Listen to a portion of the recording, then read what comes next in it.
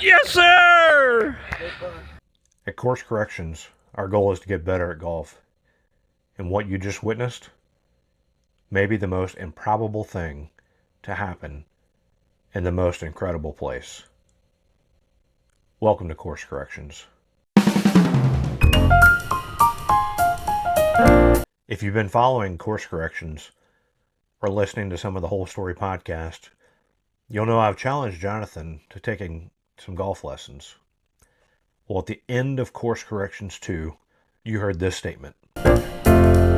So my biggest fear in going to see is someone who gives lessons, right? Ooh, I like this. Biggest fear? Tell me. My biggest fear is they're going to be like, you suck so bad that we have to completely reconstruct everything you've ever thought about on a golf course. I'm assuming they're nice people, and they're not going to be like, this is quite possibly the worst I've ever seen in a golf swing, and nothing about this resembles golf. All right, here's what I'll do. Okay. What's today? Declaration. It's today's February 6th. Today's February 6th. This will get released on next Tuesday or something? Next Tuesday, yeah. All right. I will have next Tuesday. Then we're home, and then we're gone. Okay. I will have one lesson, at least one lesson before March 1st. A few days later, I get this phone call. I'm basically a pro now. I don't know. Why did I do this sooner? All right. So, man, I haven't seen you smile like this since you told us we're going to St. Andrews. Right. So now I feel like maybe I'm going to go to St. Andrews and actually legitimately be able to play golf and everyone not go, golly, this guy sucks. That's awesome. Yeah. So we never even touched a driver, a wood, or anything like that. I hit my gap wedge almost the entire time. And it was basically hold on, that was not the assignment. No, it wasn't. Like in the middle of it, I'm thinking, he's like, all right, I just want to see how you swing, right? Which makes sense. And I was like, well, I'm comfortable with my iron. She's like, okay, let's start with an iron. And I had already told him, I kind of want to be able to hit a 3-wood and a driver better. He's like, all right. So he's like, take a couple swings, then we'll see what we're looking at. And he did. And then he's like, all right. So the thing is, you have to almost like a Jedi mind trick. You have to figure out how to not use your hands and instead let your body do everything. And as long as you do everything properly with your body, then your hands will follow exactly what you're supposed to. I'm like, yeah, that makes sense. Okay, sure. But that makes sense. It does make sense. So then I'm like, all right, so so this is probably what I first realized. In the middle of the lesson, I'm like, I really hope I don't become that guy that just sits around every spare moment, like waiting for something in line, and I'm like checking my body. That's literally what I was thinking of. Like, crap, this is why golf guys do this all the freaking time. And you're like, I'm bringing it back, and then I'm set, and then all this kind of stuff. Hold on. Have you ever seen me do that in public? No, but still, okay. People do that, right? I mean, people do that, and people make fun of people doing that. I don't think you're going to do that. Oh man, I don't know. I'm pretty hooked on it. So the craziest part was, so I did a couple things, and he's got video of me, and he's drawing lines. He's like, "This is you're set up fine. It's a good athletic stance." Blah blah blah. He goes, "All right, so I'm going to want you to do this, this, and this, and then don't use your hands at all. Like, you're going to twist your body, and it's going to bring your hands down as long as you're in the right position." And I come down, and the ball just pops up, and it goes straight as a freaking arrow, exactly where you want it to go. And I didn't feel like I hit the ball. Because, you've seen me play golf. I force the club down to the ball. Yeah, you chop at it. You've already closed down the club face so much that you've turned your 7-iron into like a 4-iron. Right. And I just thought that's how, I've heard people and watched people swing, but the thing I was talking about with him was, who's the old guy that's got like the perfect swing that everybody talks about? A lot of old guys have great. No. I'm talking about like a pro. They always talk about like the smoothest swing ever. VJ Singh? No, not him. the gray. He's got gray hair. Crap, I can't think of Old his guy name. with gray hair. Oh, you've No, narrowed it listen, down. get off me. You've narrowed Uh, it down.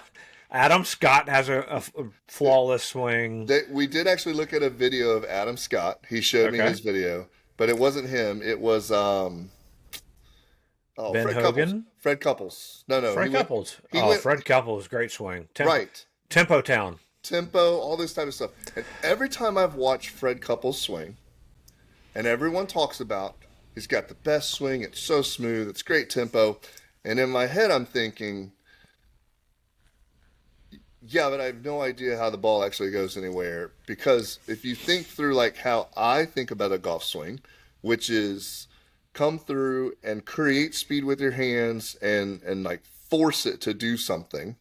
And then you watch Fred Couples do it, and then the entire time I'm thinking, but there's no way I can do that because if I slow down that much, it turns into like a complete lack of a lag, right? You end up where it's sort of like if you're trying to chip short and instead of coming through, like you go back as far as you need to and coming through with speed.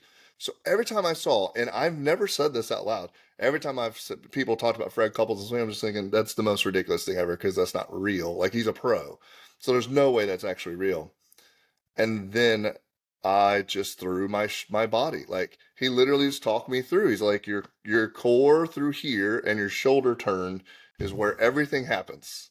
And if you can figure out how to load here and not move, the crazy part was like my head and hips and everything only moved a little bit to start. He showed me how, like he put some pressure here, said do this and this, and then at the end, I'm not doing any of that. Like I feel like I've got pretty good muscle memory, and I was just trying to like once he showed me what it should feel like. So get this, we get done. We spent like an hour and 15 minutes because we started a little bit early, but he had another lesson. I still have half a bucket of balls. Keisha's like, "Do you want to have dinner?" I'm like, "Oh, can I be that guy and not show up until I hit the rest of these golf balls?" And she's like, "Sure, I'm going to read a book." So I finish going through the bucket of balls, and the entire time, like I'm literally my this is insane, especially because you've seen me play golf. My hands are no longer in front of my hips. My hands are literally where they're supposed to be, No, almost they're dead. not. I'm not joking. I'm not joking. Like this is this is life changing for me when it comes. I'm dead serious. I'm literally like I'm putting.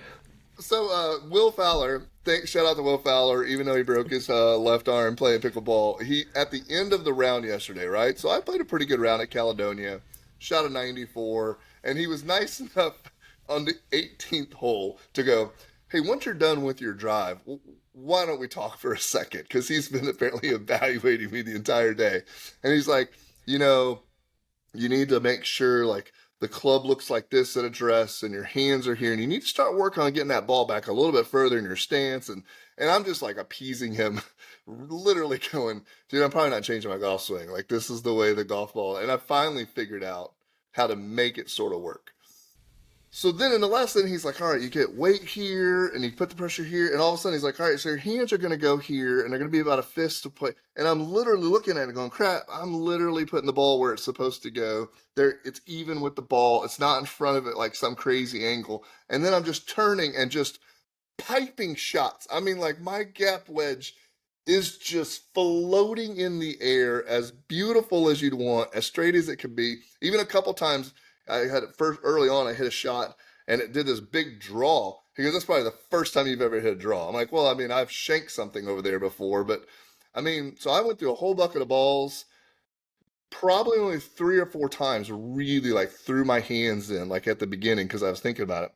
But anyway, so he goes on to another lesson. I keep hitting my balls, and I'm a big fan of like finish on a good one, right? So Yeah. I hit a couple good shots, and in the back of my head, because you're in a bay, you're on turf, so I know there's some nuances to this, right? Still, like I haven't figured it out. So at Wedges and Woods, there is a blue bucket that if you hit it into the blue bucket, you get a Little Caesars pizza, right? And I've spent plenty of time shooting at this bucket, and I'm nowhere near, right? Like we're off to the side in the TrackMan section, so it's way off to the left. And up to this point, I've been using like sort of the lines in front of me to keep even. And I'm like, all right, you know what? I'm just going to do exactly what I was just taught and focus solely on the turn, the twist, and then like moving my body through. And I'm going to line myself up at this thing. And I guesstimated it was a 9-iron away, right? Good. Did you eat pizza for dinner? I was 3 feet away from pizza. And the ball was just like, ooh, just like straight as an arrow, no turn whatsoever. And this is the hard part for me, because I've spent however many years playing golf of like striking at the ball with my arms. I was hitting the ball and then going, I think I missed it. And then all of a sudden looking up and the ball's traveling through the air. And I'm gonna try not to go hit golf balls tomorrow. Like, why? Well, why aren't you gonna go hit them? Because we played golf 2 days in a row. So? And I'm a little tired and sore. You talk about muscle memory and like being able to learn. No. Like, you need to pound this into your swing. There's a really good chance I'm going to be at that. I'm so excited that I chose Jay. Super helpful in terms of the way that he explained things to me, the videos that he sent. I've got some videos that I'll share to you. I need to come see Jay. Dude, I'm telling you, it was... I don't know why the crap I didn't do this 10 years ago. Because you're like everybody else, and you're like, I'll just figure it out. I am booked already next Wednesday. So the next video you'll hear, Jonathan and I's latest conversation about where we are, where our games are, and what we're doing to get better. Jonathan hasn't done as much of the stack system as he needs to. I've finished the first set, and on to the next one. I love it. I think it's helping my game a lot. And I think you guys will appreciate the conversation we had about where we are, an honest assessment from each of us about our own games. All right, so we're back with course corrections. Jonathan and Robby here. Jonathan, it's been a little bit since we've released an episode. We're kind of combining 2 months worth here, so our March and April, where we've been, what we've been doing. Thanks to our friends at the Stack System and Arcos. We'll kind of just run through where we are and updates and things like that. So I guess from an overall perspective, how has the last couple months been for your practice, your play? And don't reveal kind of the end highlights here, but have you feel like you've been as consistent with your practice and actual play? I've been zero consistency. I have no grit whatsoever with Stack. I apologize. I've fallen apart a number of times, as golfers do, in between lessons. I think I had one time where I was so terrible. I literally told Keisha, like, if I weren't doing the podcast, I'd probably quit golf. Like, it was that bad. I was so angry and frustrated at golf that day. But then another one where we went and played Chichesi, and I played so bad. I called my instructor Jay on the way home, like, can I have an emergency session tomorrow so you can help me at least try to figure out why I'm so bad today? And so just some tips and tricks along that way. Not necessarily, we haven't got to like the mental side of it or, creating a pattern or anything. We're still sort of building a golf swing, if you will. But there's just been 2 or 3 things when it comes to using my entire body to swing as opposed to just my hands that are there, and I feel like they've paid dividends. That my game is much more stable. Scoring hasn't changed dramatically, but it's a stable golf game now. So yeah, I agree. I'm excited about continuing to practice. I know the listener may know I'm trying to finish up my garage to have a hitting net. I've got 75, 80 balls there. I honestly took, and Robby and I took like a whole month and a half off from working out for anything because I was so scared I was going to get hurt playing golf or doing something before we went and got to play golf at St. Andrews and in Ireland at Cairn. And so the Stack system went by the wayside. I did not. I apologize. How many lessons have you done on Stack? You don't want to know this. So I do. The listener wants to know. When I logged in today, Stack said, "Welcome, new user." It didn't. They're nice. I Please create an account. please create an We account. deleted your old one. It says it's time, ready to work out. You're losing grit. I am on number 7 of 18 sessions in the foundation, and I know you have more grit than I do. You're already done, so Yeah. I'm behind just a little bit. I Um, completed I completed lesson 18 of the foundation series the day before we left for our trip. And I am happy to share results from that first session. So my driver speed went up 12 miles per hour from where it was at the beginning baseline check to where it ended. And my yardage, I gained 35 yards on my driver throughout the foundation. So if anybody hears this, the stack system works, right? It yeah, works in multiple ways. One, it increases your swing speed because I think you said at one time, it gets you in the practice of swinging faster. But you can't trick it, right? You can't right. trick the thing to swing faster, because you can't do that on the golf course, right? Like you can't run up Happy Gilmore style and swing it real hard because that's not what you're going to do on the golf course. So it will help you improve the fundamentals of your golf swing. Like you're talking, you can't be handsy with it, Right. or you don't like. I can't imagine what your swing would be because you're already pretty quick handsy wise. Yeah. But if you really get that lower body and the full like proper swing mechanics down, what your swing will be, because it teaches you how to do it, and that's Well, one thing that I've really appreciated about it. that's the interesting thing because I took a lesson or two before I had stopped. And so I had my swing speed in there with basically me just like grunting like a baseball player, swinging with my arms the way I thought that's how golf should work. It does like reward you, and David Kirsch mentioned this whenever he was using it. It rewards you for having a truer plane.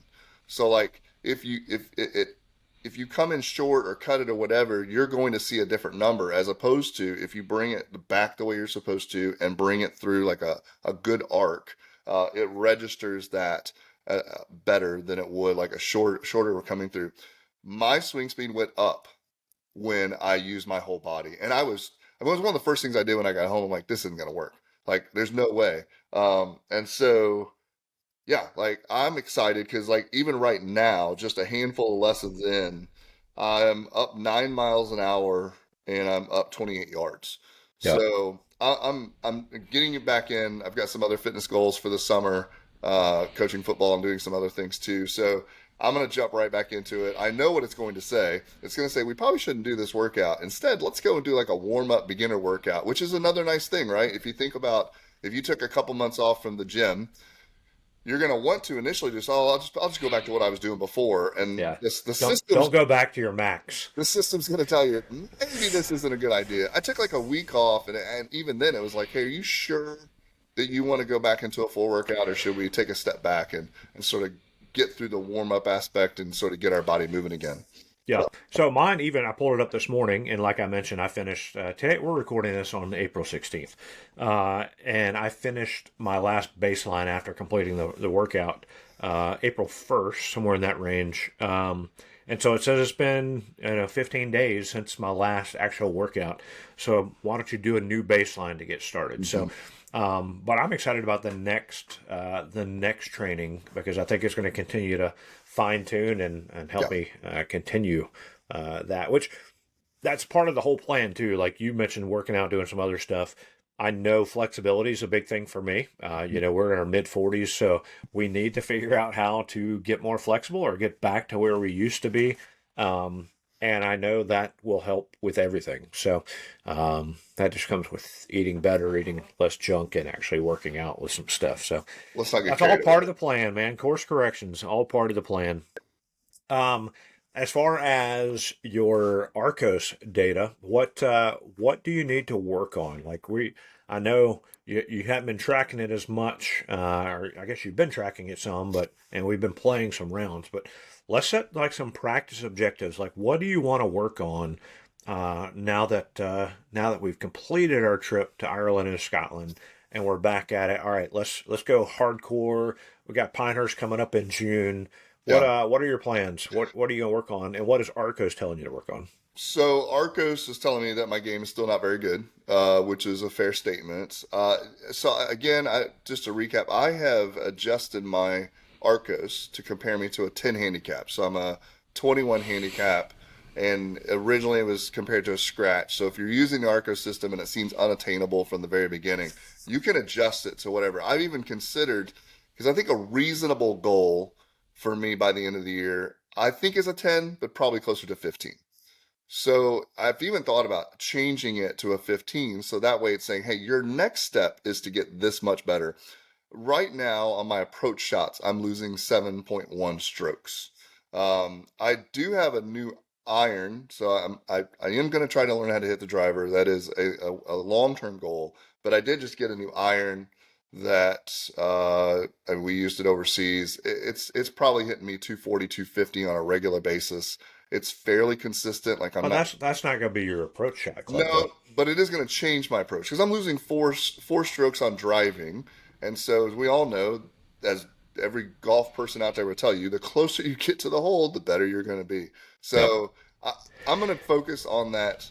Uh, so I'd like to think I could focus on the 150 shot, but I probably need to focus more on a 170 shot because that's more reasonable on a par four. That's going to be my distance as opposed to 100 yards in type thing.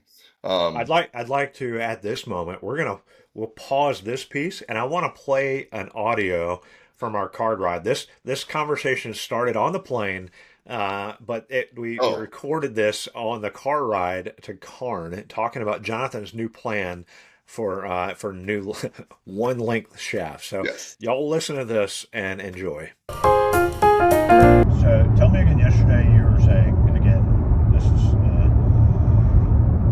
you've had 24 hours to think about this. I don't know if you've had 24 hours. I don't know how long it's been since you first. It's been more than 24 hours. Our life is just. But tell me again why you think All right. your 9-iron and cutting all your clubs is a good So idea. I keep going to the driving range to practice the things that I'm learning in a golf lesson, and sometimes it works and sometimes it doesn't. And But my 9-iron is consistently good. And I had an epiphany. My epiphany is, what if it's the fact that I'm comfortable with the setup and the way I'm standing and the dynamics of the swing, even maybe the math of the swing, that what if everything was a 9-iron length? And then I'd have the same setup and the same stance for every single swing. I wouldn't have to worry about ball position or anything else, and I just change the club head so that it has a different loft. how much are you changing your ball position on your other irons? Well, you're further away. I mean, the ball may not change front to back, but you're 100% Okay. further away, right? I mean, Yeah. yeah. A little. I mean, a little bit. Not a ton. But I get what you're saying there. So same length. Well, shaft. not a ton. The entire size of a club is what, 3 inches, 4 inches maybe. So if you miss by a little bit, that turns out to be quite a lot. So if I'm struggling with consistency of my other clubs and my 9-iron, shoot, I'd almost go gap wedge, but I think that could be, from an experimental perspective, I'm going to start with the 9. All right. So I think it's funny though that my challenge for the longest time was go get lessons to learn how to hit a driver. Right. Haven't figured that out And yet. We talked about this. Okay. Your guy Jay. Jay. He got you what? Hitting your irons, or you Oh. like hitting a wedge or something first. Yeah, like I'm hitting my irons better than I ever have, but there's still enough inconsistency, and yet whenever I pick up a 9-iron, So how far do you hit your 9-iron? 150 in the winter, 160, 165 in the summer. Okay. Full swing. Full swing. Yep. All right. I still think, and this was my thought yesterday, if it were that easy, club makers would already be doing it. No, but I disagree with that entire sentiment, because there's so many things in the golf world that are probably better and easier, but there's so much history and the right way to do it and everything else that they couldn't sell it to the masses. I mean, how much crap did Bryson get whenever he decided to go that direction? Because that was one of the many things that he nerded out on. You know what, though? But he nerds out on things that no one else does. He soaks his, he puts the balls in the salt to see which ones. Apparently he's changing golf balls now. Well, I think that was April's Fool's shit. I don't know. Yeah. But, like. All right, so you're going to take the old set of clubs that you have and I'm going to take. Buy a bunch of 9-iron shafts and see if they can. Yeah. I figure I'll talk to the Wedges and Woods and see if they're willing to go along with this experiment and see if I can figure out some stiff shafts. I've got a handful of irons. I'm not going to go like a full club or anything, but full set, but I figure if I get a handful of irons and give it a try, maybe just one. So maybe I think I've got a 5 or a 6 iron. I think I have a 6 iron still. Okay, so you're what, 3 club difference. I'll take a 6 iron. What's the normal? Do you have any idea what the normal length of a 6 iron is? No, I have no idea what the difference is going to be on these things. We should look that up. I'm going to look at my clubs. We should look at their standards, right? Like, I guess standard length of what a 9-iron shaft is going to be. I'm guessing it's going to only be a couple inches difference. Okay. But. And my thought still though is that, if you're whittling everything down, you're taking away the variables of the length. Right. So the only variable that you're going to have is the angle of the face of the club. Right. Which is 99% of all the distance. But there's something with the length of a club that impacts this distance. There's got to be some math involved. I wonder how much. We know there's some because if you choke down, but the difference is you're still choking down on the same loft. Like if you're like I've got odd sets, right? So I've got a 5, 7, 9. If I need to hit my quote unquote 8-iron shot, I choke down on my 9. I choke down on a 7, right? Yeah. But you're also changing a little bit of your swing, but then the loft is still the same. So you're not exactly getting the same setup that you'd be looking for. Yeah. I think it's worth a $75 experiment. Yeah. To see what happens. More importantly, from a consistency perspective. So I already hit the ball a decent way, right? If I hit my 5-iron well, if I hit my 5-iron well, that's a 220 to 240 shot. If this works, will you do one thing for me? What's that? Will you, like you were saying something about, you just got this 4-iron that got bent down to like a 2 or 3. Yeah. If this works, will you take a Sharpie to 100%. Your 5-iron and put 9-5 or 9-6? 9 of 5? 5 of 9? No. Like everything's a 9-iron dash something. Yeah, I can do that. I'm okay with writing all that stuff. That'd be awesome. Give me my 9 to 5. Just going to work, guys. Just working. Just working off the tee. Working 9 to 5. I'm working the 9 to 5er here. Yeah, but I mean, so here's the thing. One, if this works and I lose 10 yards, I'm still got great length off the tee or off a shot. I love a good roundabout, by the way. I know I said that earlier, but, I know. But driving through Ireland in these roundabouts, like, we're in a country, we don't need to stop at a stop sign. Just make a little slow down going roundabout. The American side of me says, why aren't we on an interstate? Like, why are we on roundabouts to travel across your entire space? And what BMW is this? When we get our sponsorship, this is the one I want. You want the 5 Series? Is this a 5 Series? Only right-hand drive, though. Oh, so absolutely. If we end up with BMW sponsoring us, you got to give us a right-hand drive. I'll take whatever. I'll drive on the correct side of the road. We'll drive on the American side of the road. You pick what side of the... What? Oh, we almost died. Robbie's love of roundabouts. It was perfect. Died. I saw the little blue car coming. I yielded. Hey, we're going to Karn. I'm not going to jeopardize this. Like, this is Captain Careful driving here, getting us to Karn. Shout out to Brandon. We'll make Jonathan drink a Guinness for you. No. Even though I don't think you drink Guinness either. That was terrible. All right. All right. 9-iron. We'll measure and figure out what 9 to 5. We'll figure out what the size difference is whenever we get to Carl. We'll get them out and see. All right, we'll figure it out. All right, Jonathan. So all one length club. You want to go 9 iron length. I think I'm going to go 9 iron length. I thought about 7, but 7 feels like it's cheating because my 7 iron pretty good. My 7 iron is 200 yards, 136 mile an hour ball speed. My son just came to me as soon as I got home. He's like, "I think I'm interested in golf now, Dad." And I'm like, "Crap! I've got a set of clubs I was going to use to do this, but I think I have an older set. I'm going to find like a 5. I'm going to try to find a 5 iron head. I'm going to cut it down to a 9 iron length, and I'm going to see the difference. The golf course, the driving range has TrackMan on there, so I'll be able to compare like." Here's a 6 iron compared to a 6 iron with different shafts and try to figure out, because my theory is if I have better control or a consistent golf swing, then that changes my approach shot. And at this point in my life, I still hit the ball a decent way. So if I lose 10 yards, it's okay.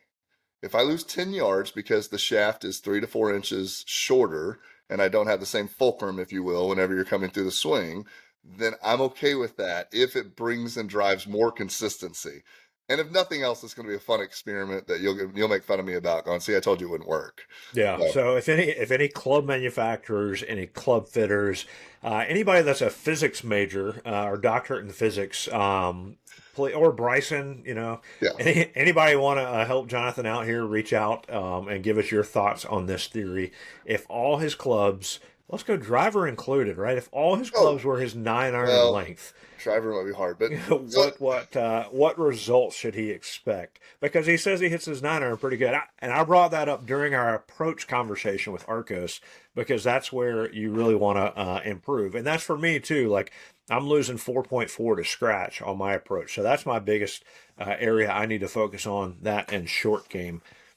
One thing I want to do is, now that I've completed the first set of the stack system with the swing speed, is go do their wedge program now, right? Yeah. They have a separate wedge training program, and I'm excited about getting out to the range, trying that, combining that with the Arcos of, hey, let's really hone in and dial in your approach numbers, your short game numbers, and see if we can do that. So that's my, for the next month or two plan.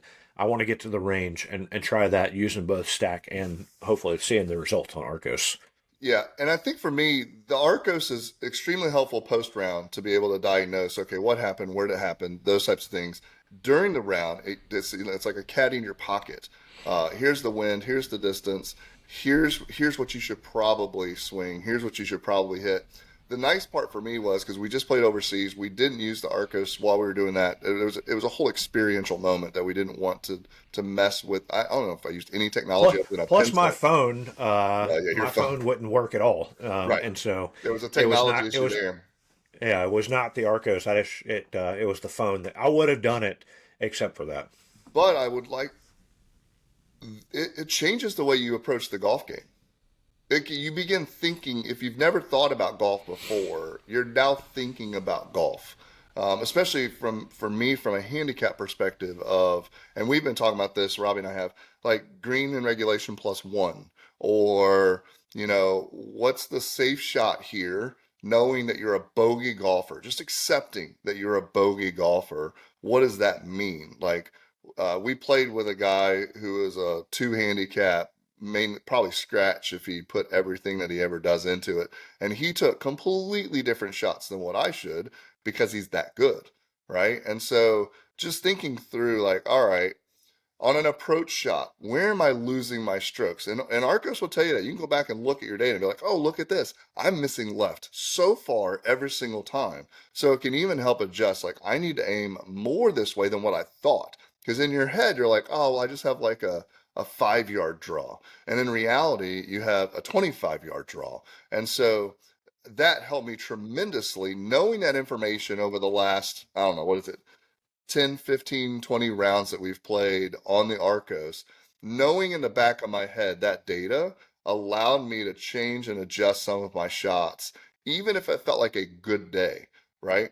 In the back of my head, there were a couple times where I knew I had a 170 shot And before, I would have been like, I'm going to hammer my 9 iron and let it carry.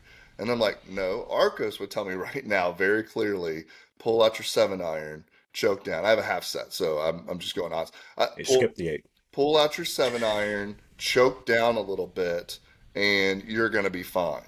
And so the real life data in your hand, pair that with a little bit of course knowledge and maybe a caddy that's helping out at the moment or a friend that's helping you out, changes. I think changes everything. Yeah. I think playing smarter, knowing the distances you're actually hitting your clubs, Yeah, it has been a big improvement. But two, like playing smart, like that's one thing about Arcos that I really like. You know, we pull out our rangefinder. We've got the pen rangefinders. Well, you had one. You left it no, somewhere. I lost it. But we can shoot the flag, and let's say it says 150 for round number sake, right?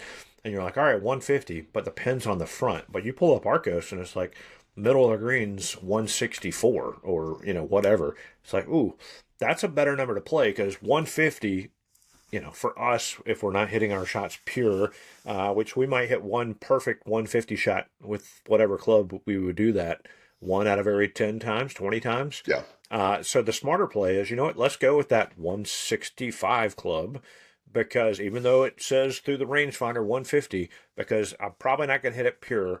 And when I do, my miss is going to be still on the green and probably closer to the hole than what my pure shot at 150 would be. So I love the data that that's giving me. And I think, like you said, playing smarter, avoiding, if you know your ball is going to drift left, all right, well, what's left? What's danger left? And avoiding that stuff. Well, maybe I need to aim more right. Or, figuring out where the pin is and saying, all right, if I miss left, that's okay because I've got a better shot, approach shot across the green, right? You don't want to pull it right for you, yeah. pull it right and be short sighted all of a sudden because you're avoiding your left. So I think the data, the game improvement stuff that Arcos is providing us is helping us dial it in. And now let's get to kind of to the big reveal, Hold right? on. I've Yeah, got go ahead. I've got an idea, maybe another epiphany to help Okay. golfers out there. You just said like a 1 in 20 shot or a 1 in 10 shot, that sort of thing. What if in your head you take your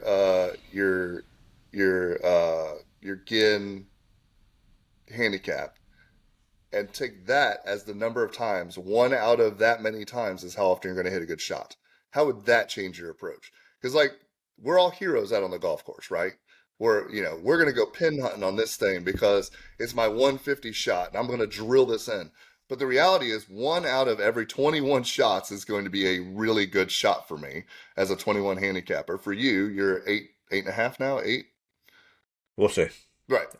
So like around one out of every 8 shots is going to be a really good shot. If you just, and I don't know if that's actually how it works, but if you had that in the back of your head Yeah. of, if, and sometimes we want to go for it, right? We want to take that. Okay, I'm gonna hit the shot. Just know in the back of your head. For me, it's a 1 in 20 chance that this is going to work. For you, it's double, which is about average, I think. Yeah. Well, I mean, looking at recent again, recording on April 16th. This is the Wednesday after the Masters. Hole number 13 for Rory. Played safe, played safe. Then he should have played safe, but he didn't give himself enough room on his 85-yard wedge, and it drifted right into the creek and brought everybody else back into the field. So But that's a quick. if you gave him 20 shots, one out of 20 is going to miss like that, and the other Yeah. 19 out of 20 is going to be exactly where he But wants it. like the one place he could not miss on that hole, Was that side, that spot. right? So like, yeah, I mean, look at 18 or from regulation to playoff, right? He hit the exact same 125-yard shot. One worked, one didn't. So he fixed it in one swing. Right. But and we're not talking about the Masters and him there, but like he hit it in the one spot that he could not hit it. So, and that's what as amateur, average to below average golfers, like that's what we can avoid that, and that will avoid double bogey, triple bogeys real quick, right? Yes. Like I would love to be on 13 and have an 85-yard shot to that green. I'd be like, heck yeah, I'm going high left, and let's just see if this thing rolls. If it doesn't, I'll 2 or 3 putt for a bogey, like, Yeah. and that's fine. But creek double bogey. So anyway, so we're learning to play smarter and everything else, but.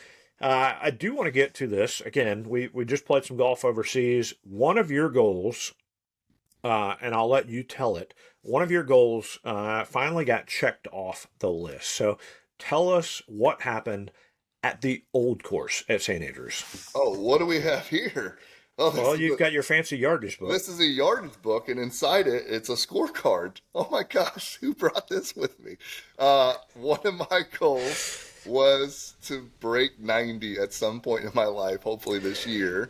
It is April 16th. And hold on, pause. Let's watch this video right now.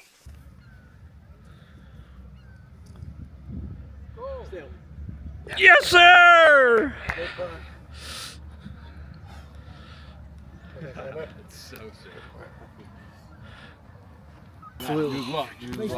Well done. 88, Freaking 8. 88 at the old course. At the old course, look at Broke this. 90 for the first time. Friends, listeners, countrymen, I shot an 88 on the old course. I broke 90 for the first time. And you want to talk about avoiding danger. The entire day was spent avoiding danger. I used my 56 degrees once, I think, on the entire day. And it was a shot that I just had to make, like it was the only option.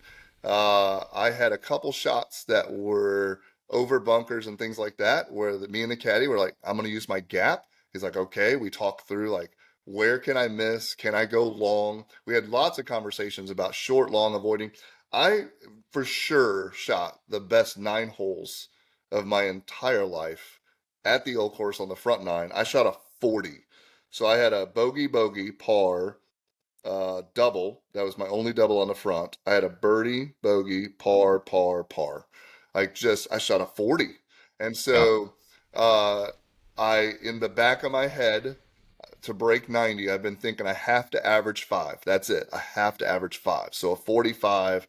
So I got into the back 9 with 5 in my pocket is how And you didn't know that you had shot a 40. You did not add it up. I did not add it up. You said to us, you're like, it's either like a 39 or a 42. Right. And I'm like, Yeah. you're right in the middle of it. I had no idea. I knew that I was playing well. I had written down the score, don't get me wrong, but I don't keep that kind of math in my head. Robby was writing it down as well and apparently adding it up for me. Oh, I knew what you had. I knew where you were. Yeah, and so I knew that I had a couple in my back pocket that on the back 9, but literally the entire day on the back 9, man, it just felt like it was a grind, which to get to those points, right? Whenever you walk to professional golfers, they grind out pars.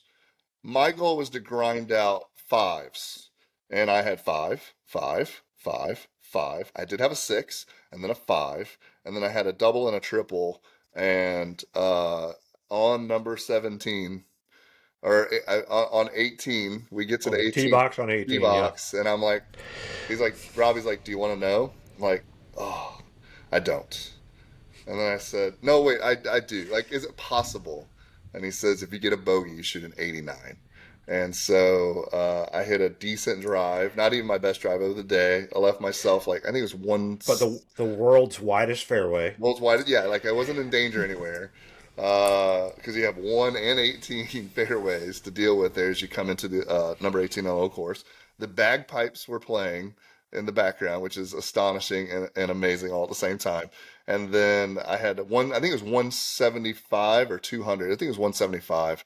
So I hit a strong 7-iron. No, it was over 200, but I knew that I trusted my 7 a lot more. So I hit my 7 probably like right at the 200 mark, just short, rolled off the green a bit, and 2-putted. Got into the Valley of Sin. The Valley of Sin, and I 2-putted for par. Dropped in like an 8 or 10 footer, just rolled right in. What a great day. I joke around. The only thing that can be better than this is whenever I break 80 at the Nationals. So I've got a lot of work to do in order to get that good at golf. Yeah, it's funny. I was thinking about that. He did make the statement, next time when we get our media credentials and he gets selected to play at Augusta National Media Day, he's going to break 80 there for the first time. Everybody told us, so we got to play Old Course reversed first, and then the Old Course the next day. They said reversed because of the layout and everything, it's better to miss right. And when you play the Old Course in traditional current routing, it's better to miss left, which is, Jonathan as a lefty, that's his miss, right? Yeah. He's fighting the big left, and he controlled it very well. Yeah. So this course and Augusta National is suited for a lefty. Like, Oh, listen, I look at number 2 and think from a members tees, not from the tips. Let's not get carried away, but from probably where the members tees are, I think I could get it to roll down the hill. Anyway, I don't know if that's real or not, but in my head, I see those shots. Yep.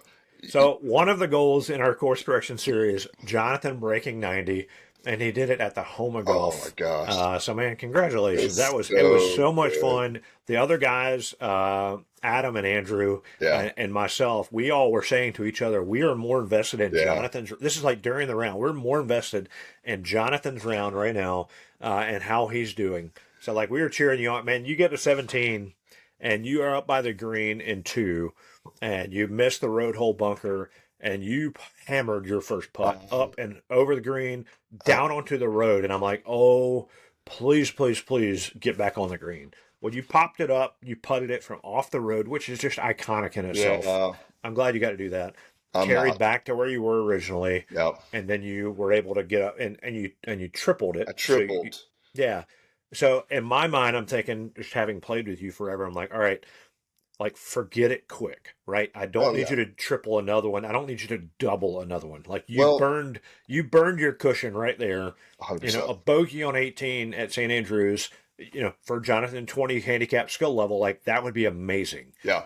And then you go out and par it. So yeah, it was quite a day. Everything going into it, but having you break 90 there was kind of the cherry on top. It was the only triple of the day. And so you think about, like, I didn't shoot lights out. I think I had one birdie, had a handful of pars. Even on the par 3, I shot a 5. Like, I just couldn't get into the hole. And so it is absolutely getting rid of mistakes. The day before, I shot a 94 on the old course reverse, and I think I had a 9. Because it was a hole that fell apart. The reason it didn't bug me, or I wasn't really bothered by that, I mean, it was a little frustrating, being the first triple, was that the 2 shots to get there had been clean all day long. And so it wasn't one of those days where I'm like struggling to get to the green. It was just being on the wrong side, a 2-putt or a 3-putt, that sort of thing. The poetic aspect of finishing with the par without having to, like, lip out and then a little tap in for 89 was just great. Like, if you dream about putting something and just watching it roll to accomplish that last goal, just like Andrew the day before, he had putted for birdie on this amazing second shot. And so, yeah, I mean, I don't know where. Someone mentioned to me, they're like, you might be disappointed the next time that you shoot lower than 88, because it's going to be your new low score is probably going to be at some anticlimactic local muni or something like that. So I'm just going to be really bad until we play another awesome course. So I'll just keep in my night. No, I'm just joking. Yeah.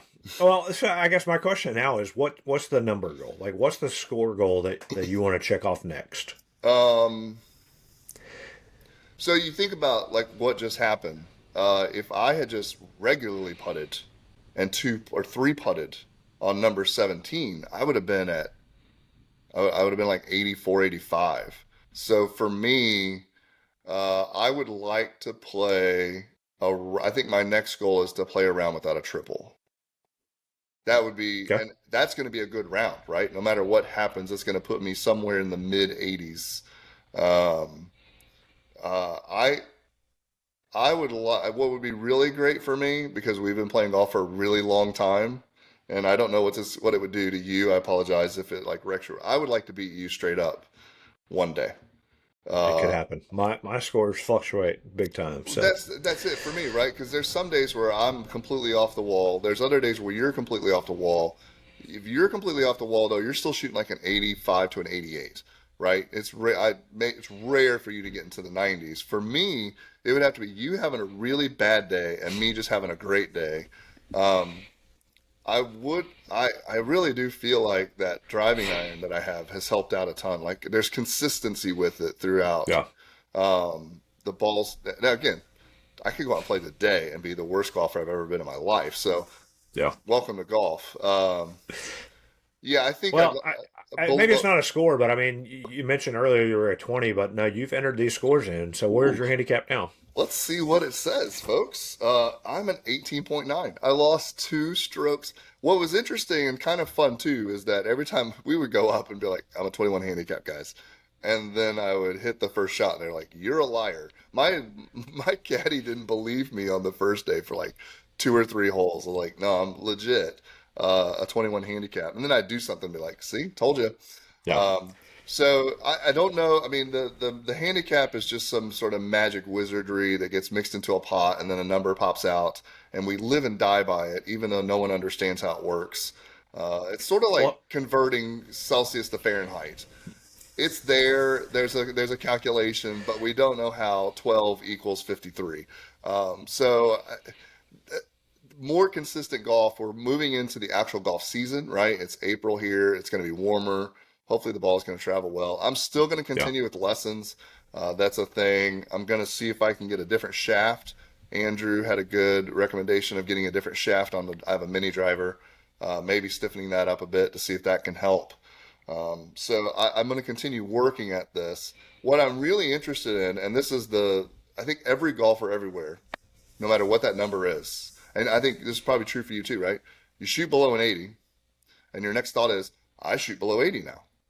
And Hmm. so in my head, I haven't gone out yet to ruin this like full magic of the last round that we played under 90. In my head, I'm like, well, I can do this every day now, Yeah. surely. I mean, it was the old course. Like I can go out to my local course and of course I'm going to hit below 90. If that happens twice, you're not going to be able to tell me anything. Like if I shoot an 88 again on the next round, it'll be like apparently this is what I do now. And Yeah. then I'll be snapping clubs and throwing things in ponds after I shoot a 92 on the next round. So Yeah. Well, I think one thing you learned is triple and double bogey avoidance, right? 100%. Like Yeah, yeah. that helped your score a ton. It did. Even if you're not completely striking it well, if you're avoiding those big numbers, um, even if you're up by the green in two, it's like, all right, what's the easiest way for me to get either up and down or up and two putt, right? Like, and those are the decisions that you need to start making. So maybe on 17, and I can't remember the angle and if there was a better way to do it. And I'm sure Nachi, your caddy, would have told you, but like maybe putting it, 20 yards left of the hole because it's easier to get it up on the flat part would have been better. Who knows, right? But like Yeah. finding ways to avoid the big numbers is always a huge key. John Sherman talks about it all the time, avoid the doubles. But I think it'll be fun to watch your handicap because if you do, start say, maybe you don't break 90 again for a while, but maybe your scores start being on the lower end of the 90s Yeah. and you're not in the hundreds anymore. Yeah. All of a sudden that handicap's going to keep dropping. You're like, well, I didn't play as well as I did at the old course, but my handicap keeps dropping. I think 15 is insight, if not better, if you can consistently be in the low 90s and then sneak into the 80s every once in a while. Yeah, this is also the first time that I've ever played a number of rounds with a 2 handicap. So Andrew and Adam both are like 2 and 4, and there is a significant difference in their approach shots. Yeah. I mean, I'm trying to get on the green. They are trying to get within 5 to 10 feet. So they were giving themselves a birdie opportunity every single time. I am thinking on the green with a lag putt for a bogey, or hopefully getting a bogey out of that. And so those are nuances and changes. I mean, that's a lot of practice that has to happen in order for those things. That's consistently playing golf. I mean, what Andrew, I think he said he 150 rounds of golf last year. So It I was, it don't. was a lot. Yeah. I'm not getting that much golf in my life. I just don't. That's not feasible, just in terms of what the rest of the world looks like. But uh, you start putting all these things together, right? The fact that we're doing course corrections, just intentionally thinking about, do I want to get better? Because for the first 15 years of my golf world, I didn't care, right? This is the first year where I've really said, what if I actually just sort of paid attention to things and tried to get better at what I'm doing, as opposed to just picking up whenever we go through and having a good time and hitting one shot that everyone goes, I can't believe you hit that shot. And so that's huge, right? The stack system of trying to get in shape and hitting the ball and paying attention to swing speed, taking lessons, which I'm such an idiot. I mean, there's no other way to say that. I'm such an idiot. I should have taken lessons. If I had just taken lessons 15 years ago, I think I hear, Robby, you were right. I should have oh, listened to you you the whole were time. so right. It's like it's the most insane thing. And fortunately, I don't have like tens of thousands of dollars of regret because I watched YouTube videos and bought all the things online or went through 17 different club changes in order to find the fix. I just played bad golf with my Dick's Sporting Goods Acuity set for a very long time, which was fine. Like listen, if you're that guy, that's not a big deal. I don't think we're saying everyone should, take a dedicated year and focus on getting better at golf. That's not necessarily what life looks like.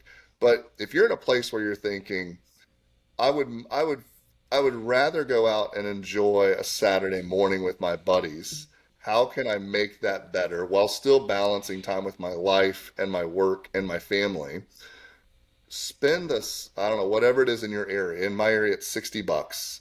Spend the $60, spend an hour instead of 4, and go to the driving range with an instructor.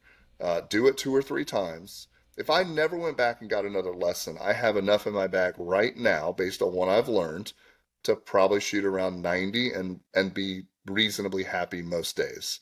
I'm going to try to get better. There's other things I want to learn. There's things that I want to from a goal perspective. I really would like to break 80. I think I have the physical talent to do that. I just have to figure out if I can put that into a golf swing. And so, but if that's not you, take a lesson and realize this helps me train better. This helps me on the driving range better. This helps me understand, hopefully, if you have a good teacher, this helps me understand 1 or 2 things. So I've had 2 or 3 aha moments in the middle of those lessons that have drastically changed everything about how I approach golf now. And hopefully I won't go back. Yeah. Yeah, no, it's fun watching you improve. It'll be fun to see the consistency get there, and that's one thing I'm trying to get, consistency. You know, I need to take my own advice and get some lessons. You know, I've talked with Pat over at Old Barnwell. I'm gonna go see your guy as well. But just to have somebody look at my swing and give me some thoughts that actually know what they're doing. And you know, it was good. John, my caddy at the old course, you know, he saw a couple things which I knew, but hearing somebody else say it is so much better. You know, finish my backswing. You know, don't throw your hands at the ball, which I do often. So, you know, it's funny. Taking your 88, that was incredible. The rest of us, we shot in the 70s on the old course, which it was a lot of fun. My handicap has now dropped to an 8.0. So that's fun. It's the lowest it's been in a long time. I think it was an 8.8, and it went up, and then it's gone back down to an 8 now. So I think a goal of maybe getting in the 5s by the end of the year is attainable, but it takes consistency. It's going to take more practice. Yeah.